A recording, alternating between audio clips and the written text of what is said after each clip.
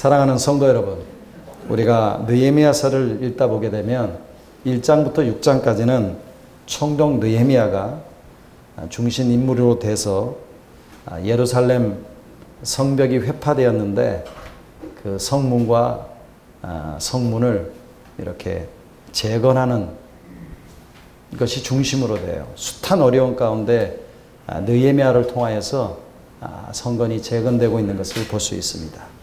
근데 여러분 8장에 들어오면요, 이 중심 인물이 바뀌어요. 느헤미야에게서 이제 학사 겸 제사장인 에스라로 바뀌게 됩니다. 그러니까 느헤미야는 예루살렘 성을 재건했다면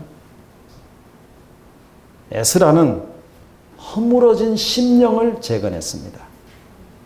무너진 심령을 재건하고 있는 것을 볼 수 있습니다. 성도 여러분, 비록 느헤미야를 통하여서 이 예루살렘 성벽과 예루살렘 성이 재건이 되었지만 주변의 위험이 여전히 남아있지 않았겠어요? 근데 꼭 이렇게 위험한 시기에 리더십을 바꿔야 되겠습니까? 오히려 주변 정세가 안정되고 난 다음에 자연스럽게 리더십을 바꾸는 게 좋지 않겠어요? 그리고 위험한 때는 한자리에 모이는 것이 좋습니까? 싫습니까? 좋지 않아요. 팬데믹 때 이렇게 사람들을 모이지 못하게 하는 이유가 이 전염병의 위험이 있어서 그런 거 아닙니까? 그러면 주변에 위험이 있을 때는 오히려 안 모이는 게 낫잖아요. 근데 오늘 본문에 보니까 그들은 수문학 광장에 모여서 영적인 집회를 해요. 이렇게 어려운 때에 꼭 영적인 집회 해야 되겠어요? 여러분들은 어떻게 생각하십니까? 무엇이 이들로 하여금 주변 정세의 위험에도 불구하고 수문학 광장에 모이게끔 했을까요? 폐허가 되었던 예루살렘 성과 성전은 적의 침략을 막기 위해서 성을 잘 쌓았습니다.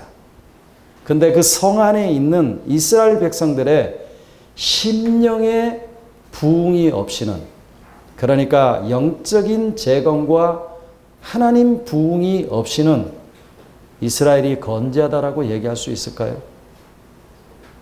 여러분, 이스라엘은요, 하나님의 백성들이고 하나님에 의해서 살아가야 될 선민들이기 때문에 아무리 외적인 성벽이 잘 쌓여 있다 할지라도 그들의 심령이 재건되어지지 아니하면 하나님 앞에 섰다라고 볼 수가 없는 것입니다. 무너졌던 성벽과 성문, 예루살렘 성을 재건하고 나서 마치 풍요를 누린다고 할지라도 하나님과의 올바른 관계, 하나님 앞에 지배를 받는 관계, 이 영적인 것이 무장되어지지 않고는 이스라엘 백성들이 쓸 수가 없는 것입니다. 사랑하는 성도 여러분, 오늘 본문 말씀을 보면 이스라엘 백성들이 수문학 광장에 모여서 새벽부터 정오까지 모여서 뜨겁게 하나님을 사랑하면서 하나님 앞에 열정적으로 다가가는 모습을 보게 됩니다. 사랑교회 성도 여러분, 여러분들은 느헤미야를 볼 때마다 느헤미야의 절정이 뭐라고 생각합니까? 성벽이, 그리고 예루살렘 모든 것들이 완공된 6장이라고 생각합니까? 아닙니다. 느헤미야서의 절정은 바로 무너진 이스라엘 백성들의 영성이 다시 세워짐으로써 말씀의 부흥이 하나님의 부흥을 경험하게 되는 느헤미야 8장에 있는 것입니다. 오늘 저는 이 말씀을 통해서 우리 교회가 언제, 우리 교회가 어떻게 할 때 하나님의 부흥을 경험하게 되는지를 말씀을 드리려고 합니다. 여러분, 어떻게 할 때 우리에게 하나님의 부흥이 주어질까요? 하나님은 이스라엘 백성들에게 말씀에 대한 간절함, 그 열망을 가지게끔 만들어요. 여러분, 우리는 부흥을 얘기하면 물질적인 것과 인맥과 많은 것들의 풍부함이 부흥이라고 생각하는데, 여러분, 하나님께서 일으키시는 부흥은 하나님에 대한 열망, 하나님에 대한 간절함으로 나오고 있는 것을 보게 됩니다. 본문 1절과 2절을 한번 보십시오. 이스라엘 자손이 자기들의 성읍에 거주하였더니 일곱째 달에 이르러 모든 백성이 일제에 수문학 광장에 모여 학사 에스라에게 여호와께서 이스라엘에게 명령하신 모세의 율법책을 가져오기를 청하며 일곱째 달 초하루에 제사장 에스라가 율법책을 가지고 회중 앞 곧 남자나 여자나 알아들을 만한 모든 사람 앞에 이르렀다라고 말씀하고 있습니다. 사랑하는 성도 여러분, 지금 이스라엘 백성들이 어디에 모여 있어요? 수문학 광장에 모여 있습니다. 왜 이스라엘 백성들이 수문학 광장에 모였어요?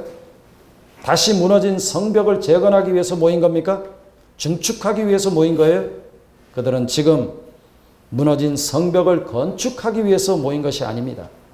왜냐하면 무너진 성벽을 세우는 일은 조금 전에 말씀드렸던 것처럼 이미 느헤미야 6장에서 다 완료되었기 때문입니다.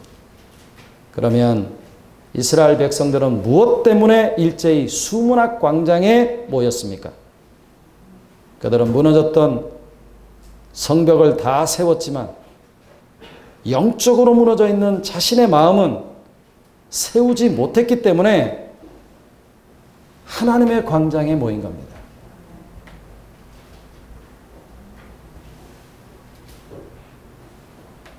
영적으로 텅 비어 있는 자신의 마음을 하나님의 말씀으로 다시 채우기 위해서 모인 거예요. 성벽을 짓고 나서 얼마나 감사합니까? 얼마나 마음에 벅차했어요? 얼마나 귀중한 일을 했어요? 적들의 위험으로부터 그 일을 해낸 거예요. 그런데 그들 마음 가운데 튼튼한 성벽은 서 있지만 뭐가 없어요? 영적으로부터 그들에게 이렇게 충만함을 주는 그런 해결함이 없었다라고 하는 거예요. 하나님의 말씀을 듣고 영적으로 새롭게 각성하기 위해서 하나님을 올바로 섬기기 위해서 모인 것입니다. 그리고 그들은 하던 일을 모든 일을 멈추고 수문학 광장에 모인 이유는 단 한 가지. 하나님의 말씀을 간절히 듣기를 원하는 열망 때문이었습니다. 사랑하는 성도 여러분, 이스라엘 백성들은 누구의 요청에 의해서 모인 겁니까? 아닙니다. 지도자인 느헤미야가 모이라고 해서 마지못해서 모였습니까? 아닙니다. 성경을 자세히 보면요, 느헤미야가 성벽을 지을 때는 느헤미야가 가서 얘기해요.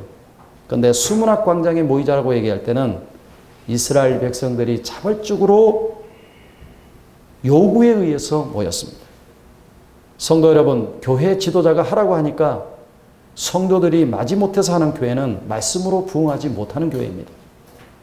참으로 부응하는 교회는 성도들 스스로가 함께 모여서 하나님의 일을 기쁨으로 이루어가는 교회입니다.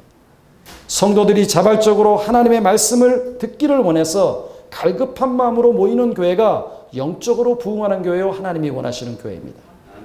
전심으로 마음을 같이 해서 모이는 교회가 영적으로 부응하는 교회입니다. 똑같은 하나님의 일을 하더라도 성도들이 마지못해서 억지로 하는 것과 적극적으로 자원하는 마음으로 하는 것과는 엄청난 차이가 있습니다. 여러분, 느헤미야의 말씀을 우리가 자세히 이렇게 쳐다보면 무너진 성벽을 다시 세울 때에는 느헤미야가 가서 성도들을 설득을 해요. 이스라엘 백성들을 설득해요. 함께 하자. 함께 하자. 함께 성벽을 세우자. 회파된 성문을 다시 한번 세우자. 이렇게 제안을 해요. 그런데 무너진 영성을 다시 세울 때는 백성들 스스로가 우리 함께 모이자라고 하면서 자발적으로 모였습니다. 저는 우리 교회 성도님들이 하나님의 일을 할 때 자발적으로 자원하는 마음을 가지고 하기를 원합니다. 아멘. 그럴 때 우리 교회의 영적인 부흥이 일어날 줄로 믿습니다. 아멘. 교회의 부흥이 일어나는 거예요. 여러분, 하나님께서 생각지도 않는 이곳에 아름다운 예배당을 저희들에게 허락해 주셨습니다. 아멘. 지난 한 달 동안 이사를 준비하고 그리고 인테리어를 하고 그리고 이사를 하고 철거를 하고 이번 주간에 언남동에 있는 주인과 만나서 모든 것들을 종결하고 오면서 주님 앞에 제가 어떤 말씀을 해야 될 것인가를 굉장히 고민하고 있는데 주님께서 이 말씀을 저에게 주신 거예요. 여러분들 그동안 주님 앞에 헌신하셨습니다. 이 모양 저 모양으로 육체적으로 물질적으로 정신적으로 여러분들이 헌신하셨는데 이제 우리가 외형적인 모습을 갖추는 일에 힘을 다했다면 이제는 우리가 자발적으로 모여서 하나님의 말씀을 사모하면서 영적으로 각성하고 영적으로 깨어있는 그런 하나님의 사람으로 서가야 되지 않겠어요? 그렇게 된다면 하나님께서 반드시 우리들에게 놀라운 일을 행하실 줄로 믿습니다. 이게 성경적인 원리예요. 그런데 이스라엘 백성들이 몇 명이 모였어요? 모든 백성이 일제히 다 모였다라고 얘기합니다. 2절에서는 남자와 여자 중에서 말씀을 알아들을 만한 사람들이 다 모였으니까 제가 생각할 적에는 한 3만에서 5만 정도가 모여 있는 것 같아요. 여러분 느헤미야 7장 66절과 67절을 보십시오. 온 회중의 합계는 42,360명이요. 그 외의 노비가 7,337명이요. 그들에게 노래하는 남녀가 245명이었다라고 얘기합니다. 이거를 다 합산하면 약 4만 명에서 5만 명이 됩니다. 수문학 광장에 지금 모인 사람들이 4만에서 5만이 돼요. 어린아이로부터 시작해서 청년, 장년, 노년에 이르기까지 참으로 엄청난 인원이 지금 하나님의 말씀을 듣기 위해서 자발적으로 모인 겁니다. 하나님의 말씀을 듣기를 열망하는 한 가지 목적 때문에 지금 수문학 광장에 모인 거예요. 그리고 이스라엘 백성들은 얼마 동안 그곳에 있었어요? 본문 3절을 한번 보십시오. 수문학 광장에서 새벽부터 정오까지 남자 여자 무릇 알아들을 만한 모든 사람들 앞에 읽음에 뭇백성이 그 율법책의 귀를 기울였는데 무엇을 말씀하고 있어요? 몇 시간? 6시간 동안 그들은 서 있었습니다. 6시간 동안 하나님의 말씀을 들었다라고 하는 거예요. 여러분 하나님의 부흥이 있을 때 한 가지 특징이 있는데 그것은 사람들이 갈급한 마음으로 하나님의 말씀을 듣고 갈급한 마음으로 하나님의 말씀을 듣기 위해서 열망한다라고 하는 거예요. 그러니까 하나님의 말씀에 대한 열망과 하나님의 말씀에 대한 이런 열심이 없이는 무려 6시간 동안 하나님의 말씀을 경청할 수 있겠어요? 말씀 듣기 싫으면 5분도 듣기 싫은 거 아닙니까? 그런데 이들은 무려 6시간 동안 하나님의 말씀을 경청했고 오직 하나님의 말씀에 집중했습니다. 이스라엘 백성들은 어떤 마음으로 이 말씀을 들었습니까? 오늘 본문 3절 하반절에 보면 다시 한번 3절 하반절을 보십시오. 뭇백성이 그 율법책에 귀를 기울였는데 라고 말씀하고 있죠. 여러분 한번 상상해 보십시오. 그 당시에 앰프가 있었어요? 지금 저는 여기서 조용하게 얘기해도 뒤에까지 내 목소리가 다 들리는데 그때는 앰프 시설도 없었어요. 정말로 음향기계가 없었을 당시래요. 그런데 3만 명이 넘는 사람들이 함께 모였으니 하나님의 말씀을 들으려고 해도 아마 뒷자리에 있는 사람들은 희미하게 들렸을지도 몰랐을 거예요. 그런데 그들은 한 말씀도 놓치지 아니하고 4만 명에서 5만 명에 되는 사람들이 길을 쫑긋 세우고 말씀에 대한 열정을 가지고 내가 여기서 말씀을 받지 아니하면 내 영혼이 살아나지 않는다라고 하는 정말로 그런 결정적인 마음을 가지고 살아계신 하나님의 귀한 말씀에 귀를 기울인 거예요. 이처럼 하나님의 말씀을 간절하게 받게 되니까 이렇게 하나님의 말씀을 열정적으로 받게 되니까 열망을 가지고 받게 되니까 하나님의 말씀을 사모함으로 받게 되니까 그 가운데 하나님의 부흥의 역사가 일어나지 않을 수가 없었다라고 하는 거예요. 여러분 우리들도 심령의 부흥이 경험되어지기 위해서는 이 새로운 예배당에서 하나님의 말씀으로 철저하게 훈련을 받고 훈련받은 그것을 우리로 끝나는 것이 아니라 다음 세대에 흘러가게끔 만들고 그리고 우리를 통하여서 하나님의 놀라운 일을 행하시는 것을 우리가 보여줘야 되지 않겠어요? 그런데 그러기 위해서는 우리가 하나님의 말씀을 간절히 받아야 된다라고 하는 거예요. 뿐만 아니라 하나님은 이스라엘 백성들에게 하나님의 말씀을 바르게 받게끔 만들어요. 여러분 본문 5절을 한번 보십시오. 우리 다 같이 한번 읽어볼까요? 자, 시작. 에스라가 모든 백성 위에 서서 그들 목전에 책을 펴니 책을 펼 때 모든 백성이 일어서니라. 무엇을 말씀하고 있어요? 이스라엘 백성들은 하나님의 말씀을 들을 때 어떻게 들었어요? 누워서 들었어요? 자빠져서 들었어요? 앉아서 들었어요? 턱을 개고 들었어요? 아닙니다. 일어서서 들었다라고 하는 거예요. 여러분, 일어서서 듣는다라고 하는 것은, 기립한다라고 하는 것은 하나님 앞에 경의를 표하고 하나님의 말씀을 존귀하게 여긴다는 얘기예요. 무려 6시간 동안 하나님의 말씀을 듣는데 편안하게 앉아서 들은 것이 아니라 모두 일어나서 하나님의 말씀을 최대한도로 존귀히 여기면서 하나님을 하나님되이 여기면서 그 하나님을 높이면서 그 하나님을 향하여서 예배했다라고 하는 거예요. 또한 본문 6절을 한번 보십시오. 에스라가 위대하신 하나님 여호와를 송축하며 모든 백성이 손을 들고 아멘 아멘 하고 응답하고 몸을 굽혀 얼굴을 땅에 대고 여호와께 경배하니라. 할렐루야. 여러분, 에스라가 하나님을 송축할 때 백성들이 손을 들고 아멘 아멘 하는 거예요. 그들은 하나님의 말씀이 떨어질 때마다 모두 다 아멘 아멘 하면서 말씀에 적극적으로 반응했고 믿음으로 화답하면서 하나님의 말씀을 들었다라고 하는 거예요. 이처럼 하나님의 말씀을 간절하게 받게 되니까 그들 가운데 하나님의 놀라운 영적인 역사가 일어나기 시작한 겁니다. 여러분, 아멘의 뜻이 뭡니까? 내가 진리에 대해서 동의한다는 거 아닙니까? 그렇게 되기를 내가 간절히 원합니다.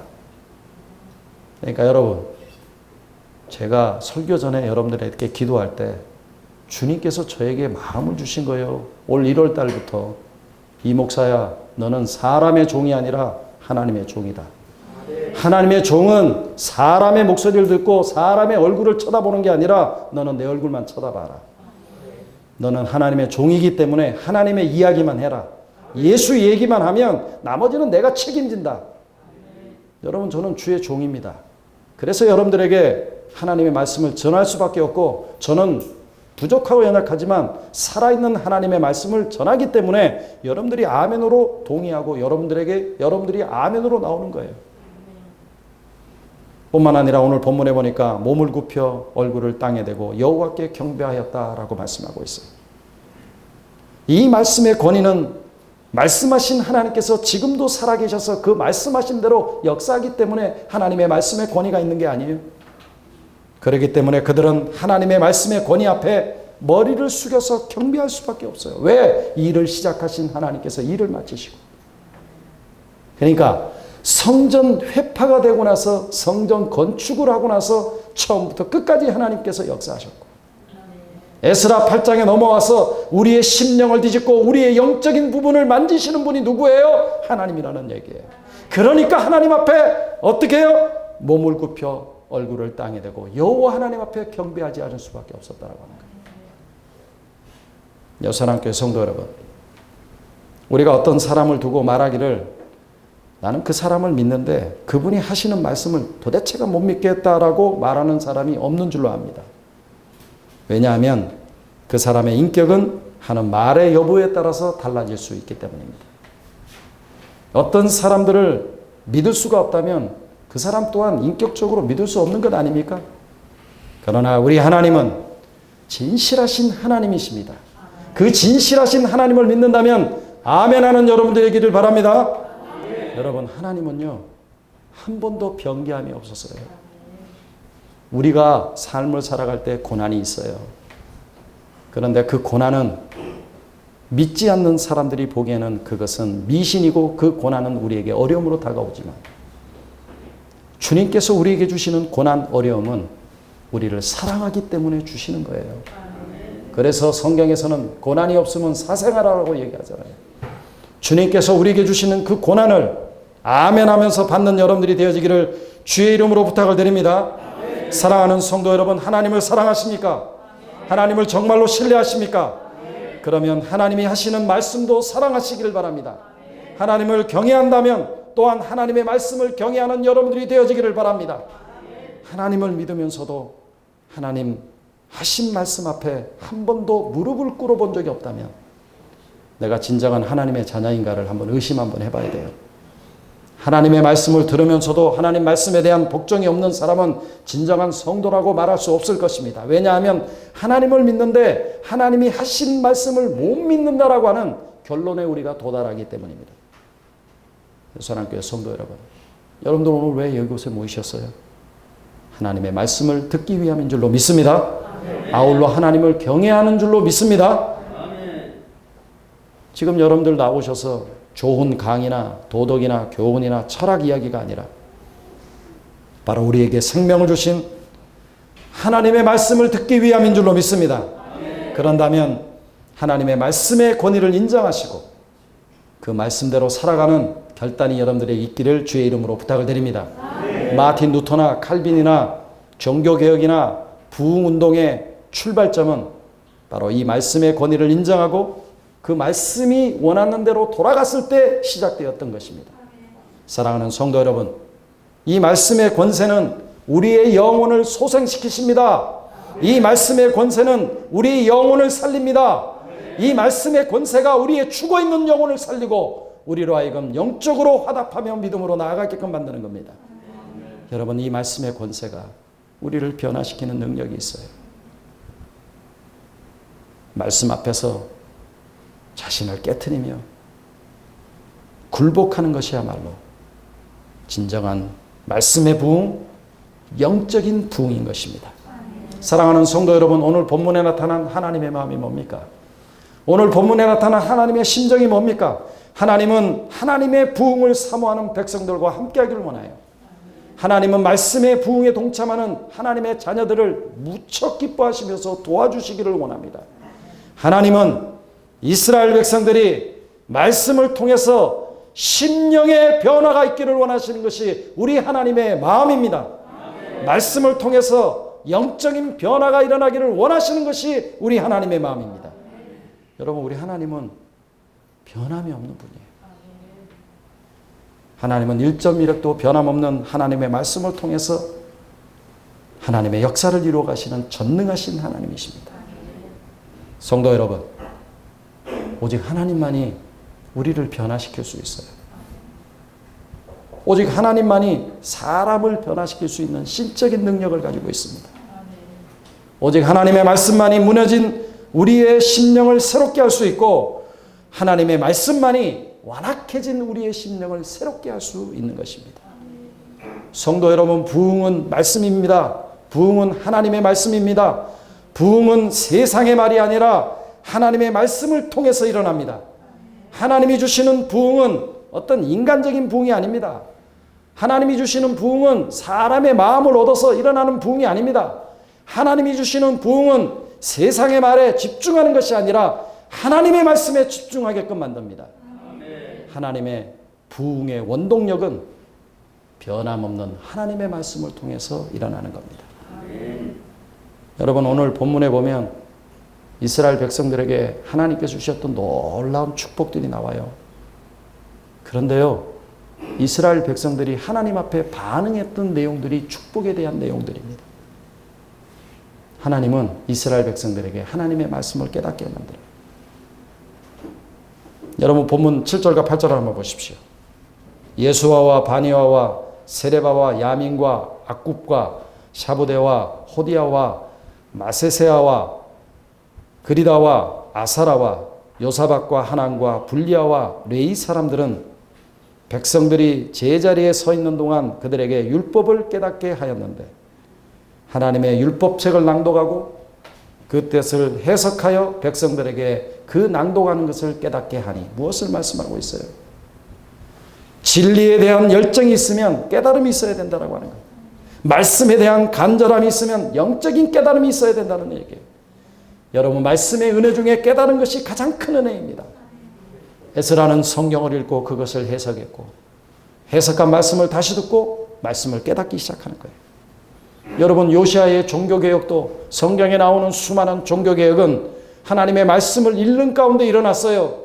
이스라엘의 민족적 위기, 영적인 침체, 수많은 위기 앞에서 그들은 하나님의 말씀을 읽고 말씀을 가르치는 가운데 극복했던 것을 볼 수가 있습니다. 진리에 대한 각성과 깨달음이 있는 곳에 하나님으로 인한 부흥이 말씀으로 일어난다라고 분명하게 우리들에게 말씀하고 있어요. 여러분, 우리가 6.25를 맞이해서 낙동강까지 우리가 밀리고 내려갔을 때 이승만 대통령이 부산에 가서 제일 먼저 한 일이 뭐예요? 흩어져 있던 교역자들을 모아서 하나님 앞에 예배드리며 민족을 위해서 기도했잖아요.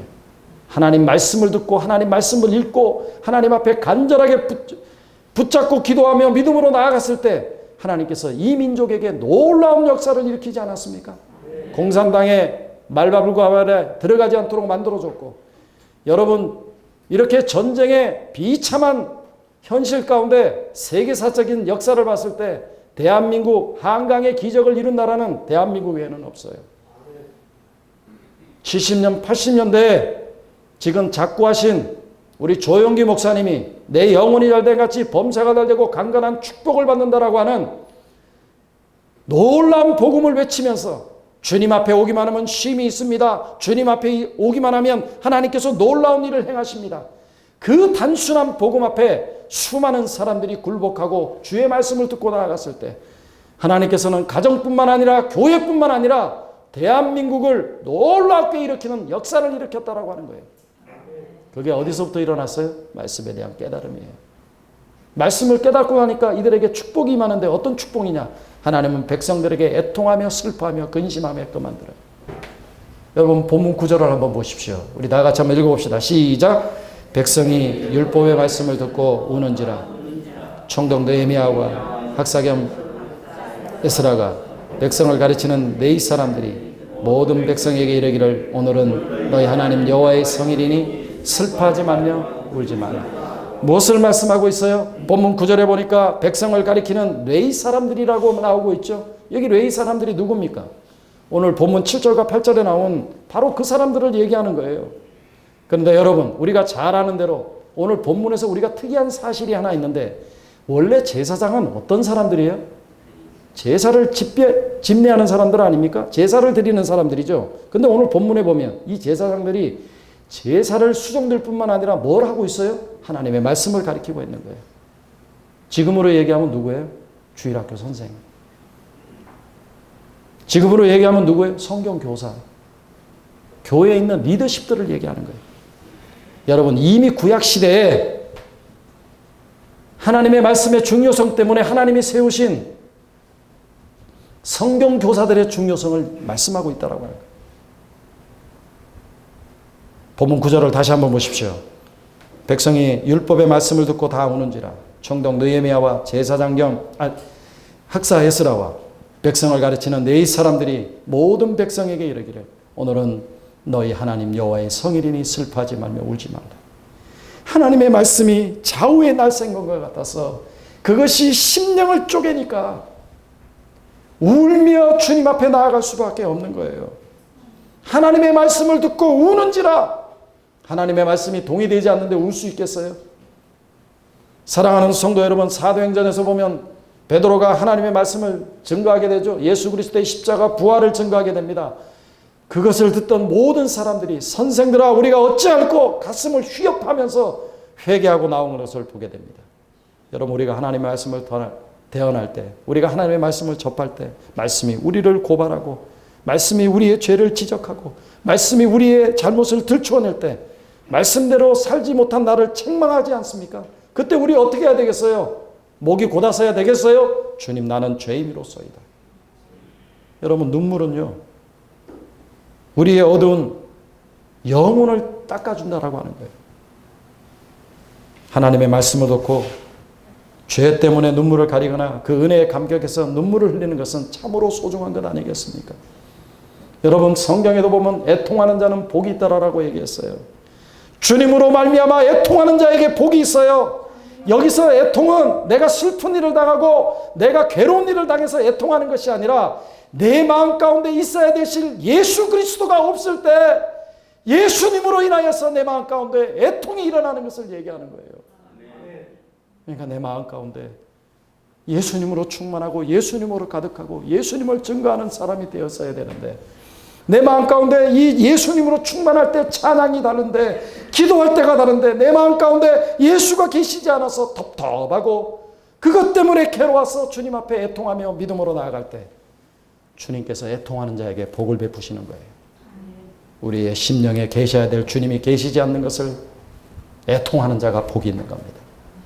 그 애통한 자를 주님께서 어떻게 해요? 공고하신다라고 말씀하고 있고, 눈물로 씨를 뿌리러 나가는 자는 어떻게 나요? 정령 기쁨으로 단을 거둔다라고 얘기합니다. 말씀으로 인하여 눈물을 흘리는 사람은 하나님의 더 큰 은혜를 맛보게 될 줄로 믿습니다. 뿐만 아니라 오늘 본문에 보니까 하나님은 백성들에게 크게 즐거워하게끔 만들어요. 본문 12절을 한번 보십시오. 우리 다 같이 한번 읽어볼까요? 자, 시작. 모든 백성이 곧 가서 먹고 마시며 나누어 주고 크게 즐거워하니 이는 그들이 그 읽어준 말씀을 밝히 알미라. 말씀에 위로가 있고 말씀에 진정한 정말로 소망을 발견하게 되니까 즐거워할 수밖에 없죠. 제가 누누이 말씀드리죠. 성경 적어요. 내가 공부할 때 성경 적으세요. 서필하다 보면 주님께서 어느 한 구절을 나에게 콱 주실 때가 있어. 근데 그 말씀을 주시게 되면 그 말씀 앞에 내가 꼬꾸라질 뿐만 아니라 눈물 흘리면서 기도하고 회개하고 주님께 나아가면 주님께서 그 말씀 가운데 나에게 소망을 주는 거예요. 근데 오늘 성경에 뭐라고 얘기하고 있어요? 여호와로 인하여 기뻐하는 것이 우리의 힘이라고 말씀하고 있어요. 여러분, 우리의 연약함을 주께서 너무나 잘 알아요. 우리의 실패와 실수를 너무나 잘 알아요.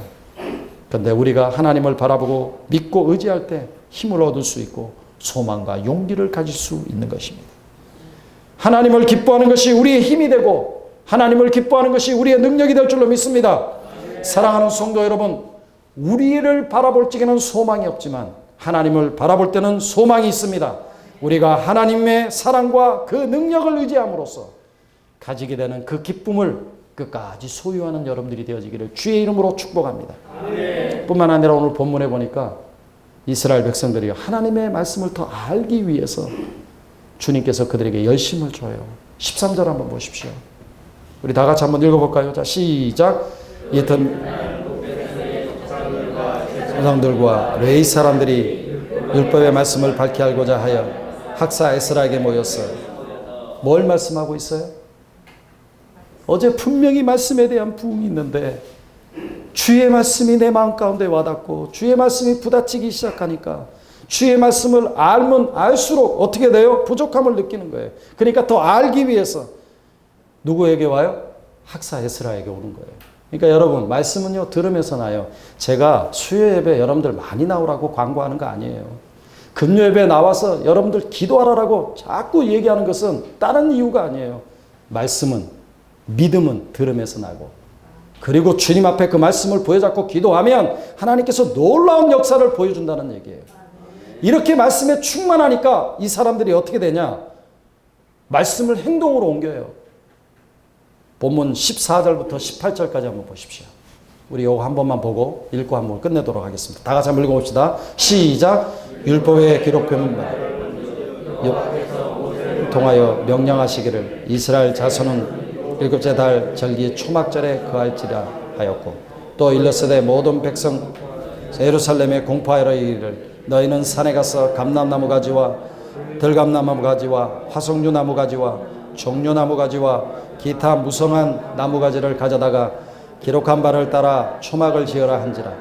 백성이 이에 나아가서 나뭇가지를 가져다가 혹은 지붕 위에 혹은 뜰 위에 혹은 하나님의 전뜰에 혹은 수문 광장에 혹은 에브라임 문 광장에 초막을 짓되, 사로잡혔다가 돌아온 회중이 다 초막을 짓고 그 안에서 거하니 눈의 아들 여호와스로 때부터 그때까지 이스라엘 자손이 이같이 행한 일이 없었으므로 이에 크게 기뻐하며 에스라는 첫날부터 끝까지 날마다 하나님의 율법책을 낭독하고 무리가 이래 동안 절기를 지키고 여덟째 날 규례에 따라 성회를 열었더니. 아멘. 단순하게 율법책 읽다가 이 사람들이 발견한 게 뭐냐? 나팔절과 초막절을 발견하게 돼요. 율법 외에는 다른 하나님의 음성이 들려오지 않아도 기록된 하나님의 말씀이 하나님의 음성인 줄 알고 그들은 그 명령에 따라서 초막절을 지키게 됩니다. 여러분, 우리가 잘 아는 대로 초막절은 이스라엘의 3대 절기 중에 하나입니다. 초막절은 출애굽한 이후에 이스라엘 백성들이 광야에서 생활하는 것을 기념하는 절기예요. 근데 이 절기가 어떤 절기예요? 출애굽을 통하여서 우리를 구속하신 하나님을 찬양하고 그것을 하는 절기예요. 또 이 절기는 추수감사절이나 마찬가지예요.